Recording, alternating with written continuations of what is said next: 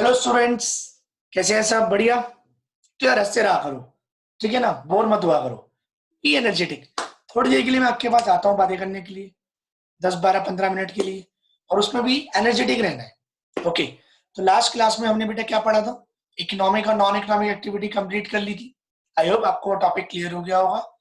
आज बेटा एक छोटा सा टॉपिक और लेके आऊँ मैं आपके लिए, that is known as economy. बेटा इकोनॉमी का मतलब क्या होता है, ध्यान से सुनिएगा।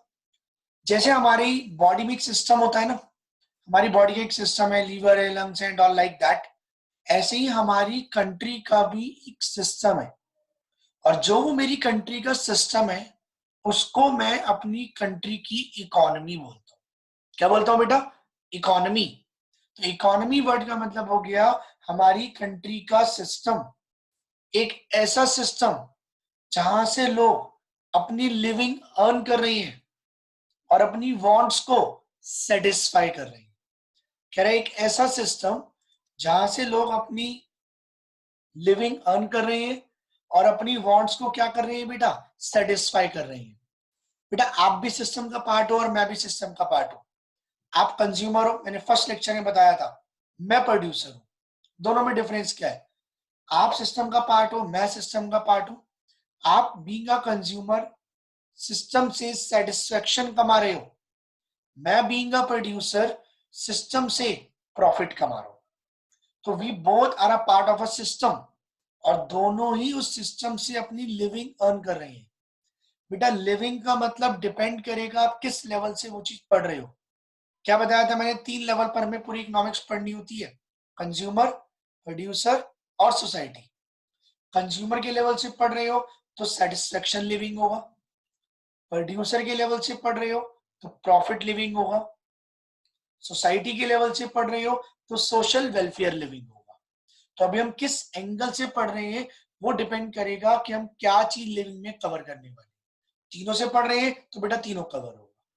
तो मैंने क्या बताया? इकोनॉमी कह रहा है it is a system in which and by which people get a living.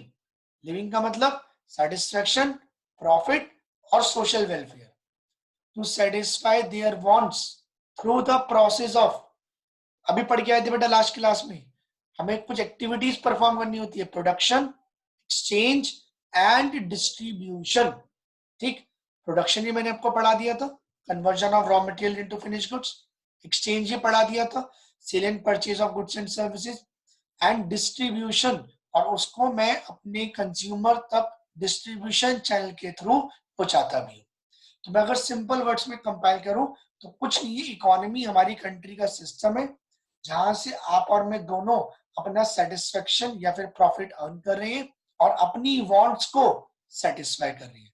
मैं प्रॉफिट से अपनी वांट सेटिस्फाई कर रहा हूं, आप सेटिस्फेक्शन कमाकर अपनी वांट्स को सेटिस्फाई कर रहे हैं। ठीक। तो इकोनॉमी सिंपल सा वर्ड है जो मैंने आपको क्लियर करा आज। राइट। अभी बेटा इकोनॉमिक्स वर्ड पे नहीं पहुंचा हूं मैं। सर ये what, why does an economic problem arise? देखो बेटा ध्यान से सुनना। आपने सुना होगा बेटा नोबडी इज परफेक्ट। आपने सुना होगा nobody is perfect. Same like that किसी भी कंट्री की जो इकोनॉमी है वो परफेक्ट नहीं है। अभी देखो इटली नंबर 2 पर है मेडिकल ट्रीटमेंट में, उसके बाद भी उनके पास कोरोना वायरस का कोई ट्रीटमेंट नहीं है। मतलब हमें देखने में तो लगता है कि वो इतने डेवलप्ड है, लेकिन उनसे अच्छा परफॉर्म हमारा इंडिया कर रहा है। Proud to be an Indian. Right. ये बात हुई। तो we are proud to be an Indian की मोदी जी जैसे लीडर मिले हमें, और वो हमारी सारी चीजों को बेटर तरीके से परफॉर्म करने में हेल्प कर रहे हैं। जैसे nobody is perfect, same like that हमारी कंट्री की कोई भी इकोनॉमी परफेक्ट नहीं है। तो I will give you one statement, no economy is perfect. कोई भी इकोनॉमी परफेक्ट नहीं है। तो इसी वजह से हर इकोनॉमी में कुछ ना कुछ प्रॉब्लम अराइज होती है। क्योंकि अभी हम इंडिया की इकोनॉमी पढ़ रही, तो वो कह रहे हैं why does an economic problem arise. अभी प्रॉब्लम क्या होती है वो तो हम डिस्कस करेंगे थोड़ा सा रुक के, लेकिन ये इकोनॉमिक प्रॉब्लम अराइज क्यों होती है? बेटा इकोनॉमिक प्रॉब्लम होने का सबसे मेन रीजन है स्कार्सिटी। ठीक। सबसे मेन प्रॉब्लम है स्कार्सिटी या फिर स्केर्सिटी। सर ये क्या होता है? बेटा सिंपल वर्ड्स में स्केर्सिटी का मीनिंग लिख लेना शॉर्टेज। जब भी किसी चीज की कमी हो जाती है तो उसको मैं इकोनॉमिक्स की टर्म्स में स्केर्सिटी या फिर स्कार्सिटी बोलता हूं। सर क्या मतलब? बेटा जो रिसोर्सेज अवेलेबल है वो तो कम है, लेकिन जो मेरे को रिसोर्सेज चाहिए वो ज्यादा है। एग्जाम्पल लो, अभी वी ऑल नो दैट कि हमारी कंट्री में मेडिकल फैसिलिटीज इतनी अच्छी नहीं है, हमारे पास रिसोर्सेज कम है। अगर कुछ हो गया तो उस केस में मुझे रिसोर्सेज ज्यादा चाहिए होंगे। अगर किसी वजह से भगवान ना करे कोरोना वायरस बहुत ज्यादा स्प्रेड हो गया इंडिया में, तो मुझे बहुत सारे रिसोर्सेज चाहिए होंगे। You all must be seeing in news channel कि अमेरिका में क्या हुआ हुआ है, इटली में क्या हुआ हुआ है एंड सो ऑन। तो रिसोर्सेज जो रिक्वायर्ड है बेटा वो ज्यादा है और रिसोर्सेज अवेलेबल है वो क्या है, कम है। और I can say that demand ज्यादा है, सप्लाई कम है। सिंपल वर्ड्स में किसी भी चीज की अगर डिमांड ज्यादा हो गई, मान लो डिमांड हो गई 15,000 यूनिट्स की और मेरे पास सप्लाई है सिर्फ 10,000 यूनिट्स की, तो I will say there is a shortage in the market, और I would say there is a scarcity in the market. तो मैं ये कहूंगा कि मार्केट में क्या है बेटा, स्केर्सिटी एग्जिस्ट करती है। तो when resources available is less than the resources required, this situation is known as scarcity. देखो इस बच्चे को मिल्क चाहिए लेकिन यहाँ पर इसको पानी चाहिए, लेकिन हमारे पास रिसोर्सेज अवेलेबल नहीं है, फिनिश हो गए रिसोर्सेज, तो डिमांड हो गई है ज्यादा, रिसोर्सेज की अवेलेबिलिटी कम है। मेरी डेफिनेशन क्या बनेगी? What is scarcity? It is a situation in which the availability of resources falls short of their requirement। कह रहे जो रिसोर्सेज की अवेलेबिलिटी है वो कम है, whereas रिसोर्सेज की जो रिक्वायरमेंट है वो ज्यादा है। ये तो पढ़ा है बेटा कि रिसोर्सेज की रिक्वायरमेंट ज्यादा है, ये लिखा हुआ रिसोर्सेज की रिक्वायरमेंट ज्यादा है लेकिन रिसोर्सेज की अवेलेबिलिटी कितनी है, कम है मेरे पास। तो यही डेफिनेशन बन गई आपकी कि it is a situation in which the availability of resources falls short of their requirement। तो इसे क्या बोलेंगे बेटा, स्केर्सिटी बोलेंगे। अच्छा मुझे एक बात बताओ, ये स्केर्सिटी सिर्फ इंडिविजुअल लेवल पर होगी, प्रोड्यूसर लेवल पर होगी, या फिर किसी भी लेवल पर हो सकती है? सोच के देखो सर, किसी भी लेवल पर हो सकती है। ऐसा नहीं है कि मेरे साथ स्केर्सिटी होगी, दुनिया में हर इंसान के साथ कुछ ना कुछ शॉर्टेज है। Nobody is perfect, no economy is perfect. इसलिए मैं कहूंगा scarcity is universal, that is every individual, organization and economy faces scarcity of resources. कह रहे कोई भी ऑर्गेनाइजेशन हो, कोई भी इंडिविजुअल हो और कोई भी इकोनॉमी हो, सब ये प्रॉब्लम फेस करते हैं। जैसे इंडिया में क्या है बेटा, एग्जांपल पेट्रोल, हमारा जो पेट्रोल है वो डे बाय डे कम होता जा रहा है। सब कहते हैं पेट्रोल को वेस्ट मत करो वरना उसकी शॉर्टेज हो जाएगी फ्यूचर में। तो यहाँ पर ये एग्जांपल क्रिएट होता है कि रिसोर्सेज की रिक्वायरमेंट ज्यादा है हमें, जबकि उसकी अवेलेबिलिटी क्या है बेटा, कम है। इसी वजह से इसके प्राइस डे बाय डे बढ़ते जा रहे हैं। क्लियर है बेटा स्केर्सिटी का concept? Okay now sir, scarcity समझ में आ गया। स्केर्सिटी के बाद ये जो इकोनॉमिक प्रॉब्लम है, अभी मैंने क्या पढ़ा बेटा, इकोनॉमी वर्ड का मतलब होता है कंट्री का सिस्टम। वो सिस्टम किस वजह से प्रॉब्लम में आता है, स्केर्सिटी की वजह से। सर प्रॉब्लम क्या आती है बेटा, causes of economic problem. Sir economic problem क्या है, ध्यान से सुनना बेटा, हमारी इकोनॉमी की प्रॉब्लम क्या है? हमारी इकोनॉमी की सबसे बड़ी प्रॉब्लम है कि हमारे जो वांट्स है बेटा, we are having unlimited human wants, we are having unlimited human wants. Unlimited, हमारी एक डिजायर पूरी होती है दूसरी शुरू हो जाती है, दूसरी पूरी होती है तीसरी शुरू हो जाती है। भगवान जी एक बार 9th में अच्छे नंबर आ जाए, 10th में मैं स्टार्टिंग से पढ़ूंगा, 10th में भगवान जी मेरी 90% दिलवा दो, 11th में मैं और अच्छे से पढ़ूंगा। अभी सर मैं 11th में अच्छे से पढ़ लिया, 12th बोर्ड आ गया, बोर्ड में अच्छे नंबर दिलवा दो। जस्ट लुक एट दिस, भगवान जी गाड़ी दिलवा दो, मेरी लाइफ सेट है। भगवान जी मेरे को बंगला दिलवा दो, मेरी लाइफ सेट है। What is this? This is unlimited human wants. हमारी डिजायर्स बेटा खत्म नहीं होने वाली। खत्म करने का एक ही तरीका है, क्या सर? बेटा हरिद्वार सेटल हो जाओ, सब मोह माया त्याग दो, कोई डिजायर ही नहीं आएगी। जब तक आप अलाइव हो तब तक डिजायर्स आना बंद नहीं हो। तो we are having unlimited human wants. चलो जी ठीक है, वो भी मैनेज हो जाता, लेकिन उस अनलिमिटेड ह्यूमन वांट्स के कॉरस्पॉन्डिंग उनको पूरा करने के लिए जो मेरे पास रिसोर्सेज है वो क्या है बेटा, हमारे पास है limited resources. We are having limited resources.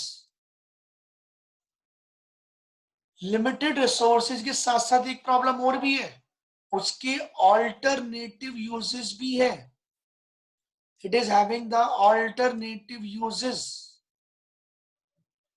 Alternative uses मतलब एग्जांपल लो बेटा, लैंड। हमारी जो वांट्स हैं वो अनलिमिटेड है, उस अनलिमिटेड वांट्स को पूरा करने के लिए जो मेरे पास लैंड है वो लिमिटेड है, और land can be use for multiple purpose, that is alternative uses. One example. Second example, petrol. हमारे वांट्स जो है वो अनलिमिटेड है, हमें यहाँ भी घूमना है वहां भी घूमना है, पेट्रोल लगेगा। उसके कॉरस्पॉन्डिंग जो पेट्रोल है वो लिमिटेड है, that is limited resources. Plus उसको पूरा करने के लिए मेरे पास जो सोर्सेज है लिमिटेड है, और साथ में उसके ऑल्टरनेटिव यूजेस भी है। Petrol can be use for multiple purpose. तो ये मेरी कंट्री की इकोनॉमिक प्रॉब्लम है, और इसको प्रॉपरली ऑप्टिमाइज करना, इसको प्रॉपरली यूटिलाइज करना, यही मेरे को यहाँ पर सिखाया जाता है। राइट, तो ये हमारी प्रॉब्लम है, ध्यान से देखना बेटा। कह रहा है human wants are unlimited, unlimited human wants, resources are limited and resources have alternative uses. Example आप बेटा लैंड भी लिख सकते हो, एग्जांपल आप पेट्रोल भी लिख सकते हो। ठीक है बेटा। कह रहे हैं why does an economic problem arise, क्योंकि हमारे ह्यूमन वांट्स अनलिमिटेड है, recurring and have different priorities, recurring nature के, बार बार होते हैं, बार बार। रिसोर्सेज का मतलब होता है बेटा मींस, जिसके थ्रू आप अपने डिजायर्स को पूरा करते हो। अभी मुझे घूमने जाना है गाड़ी पे, तो मुझे गाड़ी में पेट्रोल डलवाना पड़ेगा, डीजल डलवाना पड़ेगा, तभी मेरी वो डिजायर पूरी होगी। तो वो मेरे लिए एक रिसोर्स बन गया, दैट इज रिसोर्स। और रिसोर्सेज क्या है बेटा, limited, and it can be put two alternative uses, और इसके बहुत सारे यूजेस भी हैं। राइट, अभी आपको यही पढ़ाया मैंने। अनलिमिटेड ह्यूमन वांट्स, कह रहे जी human wants are unlimited, recurring nature की, बार बार एक डिजायर पूरी होगी दूसरी शुरू हो जाएगी। When a particular want is satisfied, other wants arises after some time. एक want पूरा होगा दूसरा want automatically arise हो जाएगा। Human wants have different priorities, कह रहे human wants के पास क्या है, different priorities है। For every individual, some wants are more important than others and can be arranged in order of preference। कह रहे हर इंडिविजुअल के लिए उसकी जो wants है वो उस पर डिपेंड करता है वो कितनी प्रायोरिटी देता है। अभी किसी को लग रहा है यार लॉकडाउन में बैठा हुआ मेरे को फैमिली को टाइम देना है, मेरे लिए यही प्रायोरिटी है। कोई कह रहा है नहीं यार मेरे को तो बाहर घूम के आना है, चाहे फैमिली के साथ कुछ भी हो जाए, उसके लिए वो प्रायोरिटी है। सबके लिए डिफरेंट प्रायोरिटीज है। मुझे लगता है कि यार मुझे अपने स्टूडेंट्स तक अपनी इंफॉर्मेशन पहुंचानी है, तो मेरे लिए ये प्रायोरिटी है। तो मैं आपके लिए रिकॉर्डिंग का टाइम निकालकर आपको रिकॉर्डेड लेक्चर्स प्रोवाइड कर रहा हूँ, ताकि आप लोगों का बेनिफिट हो सके। आप पूरे इंडिया के किसी भी फील्ड में रहते हैं, इफ यू कैन एक्सेस, आपको कहीं से भी लिंक मिलता है तो आप उसे क्या कर सकते हो, एक्सेस कर सकते हो, and that too free of cost. Second, resources to satisfy the needs are limited, कह रहे हैं हमारी नीड्स को पूरा करने के लिए जो रिसोर्सेज है वो क्या है बेटा, लिमिटेड है। और उन रिसोर्सेज के लिए लिमिटेड मेरे पास क्या है, resources. Factors of production are limited in supply in relation to their demand. अभी फैक्टर्स ऑफ प्रोडक्शन क्या होती है बेटा, 4 फैक्टर्स ऑफ प्रोडक्शन होते हैं जो हम पढ़ते हैं। Right, we are having 4 factors of production, जिसकी हेल्प से मैं अपनी नीड्स को क्या करता हूं, पूरा करता हूं। ये मेरे लिए बेटा रिसोर्सेस का काम करती है, मींस का काम करती है। लेबर, लैंड, कैपिटल और ऑन्टरप्रेन्योर, ये मेरे पास रिसोर्सेस क्या है बेटा, लिमिटेड है, और इनके ऑल्टरनेटिव यूजेस भी हैं। Resources can be applied and can be used for alternative purposes. For example, land can be used for school, hospital, and to produce wheat. कह रहे land can be used for multiple purpose. तो यहाँ पर हमारे पास इतनी सारी चीजें थी जो हमें यहाँ पर क्या करनी थी बेटा, मैनेज करनी थी। ठीक, तो ये हमारी इकोनॉमी की प्रॉब्लम है। अब मैं आपको दूंगा बेटा एक स्मार्ट वर्क जो मैं आपको हमेशा देके जाता हूँ। बताओ मेरी इकोनॉमी की प्रॉब्लम क्या थी बेटा, अनलिमिटेड ह्यूमन वांट्स, और रिसोर्सेज कैसे थे, लिमिटेड लैंड, और उसके क्या थे बेटा, ऑल्टरनेटिव यूजेस। एक वर्ड याद कर लो, कोई भी खाते पीते घर का इंसान है उसके लिए प्रॉब्लम है आलू, क्योंकि वो हनी चिली पोटैटो खाता है। हमारी कंट्री की प्रॉब्लम है बेटा आलू। क्या है, आलू। कहीं नहीं मिलेगा आपको ये सब मेरी ओन क्रिएशन है स्मार्ट वर्क। ठीक है, आलू, unlimited human wants, limited resources, having alternative uses. See again, unlimited human wants, limited resources, having alternative uses. तो अभी आप जब भी आलू खाएंगे आपको मेरी याद आएगी। आप कहोगे सर यही है हमारी इकोनॉमी की सबसे बड़ी प्रॉब्लम, जिसकी वजह से मेरी इकोनॉमी ग्रो नहीं कर पा रही, आलू की वजह से। Sir yes, aloo is the main problem of our economy. और वहीं से आपको मेरा कॉन्सेप्ट लिंक होगा और याद हो जाएगा। चीजें ऐसे पढ़ेंगे बेटा बिल्कुल प्रैक्टिकली कनेक्ट, कि याद ना करना पड़े, वो चीज अपने आप जब आंखों के सामने आए तो याद हो जाए। आलू की शक्ल देखते हैं आपको, यही है मेरी कंट्री की सबसे बड़ी प्रॉब्लम। जब आप ये वीडियो देखें तो एक बार आलू को देख के बोलना, आलू तो ये हमारी कंट्री की सबसे बड़ी प्रॉब्लम, और तेरी वजह से मेरी इकोनॉमी ग्रो नहीं कर पा रही। क्लियर है बेटा? तो यहां मैंने आपको आज इकोनॉमी का मीनिंग, उसके बाद इकोनॉमिक प्रॉब्लम किस वजह से होती है, स्केर्सिटी की वजह से, और इकोनॉमिक प्रॉब्लम क्या क्या होती है वो मैंने आपको सब बताया। नेक्स्ट क्लास में हम फैक्टर्स ऑफ प्रोडक्शन को थोड़ा सा और डिटेल में पढ़ेंगे। आज यहीं तक रखते हैं बेटा। Bye bye, take care, thank you so much, see you soon. Do share the channel with your friends so that कि उनको भी इन सारे लेक्चर्स का बेनिफिट मिल सके। Bye bye, take care, myself CA JK, see you soon बेटा, bye.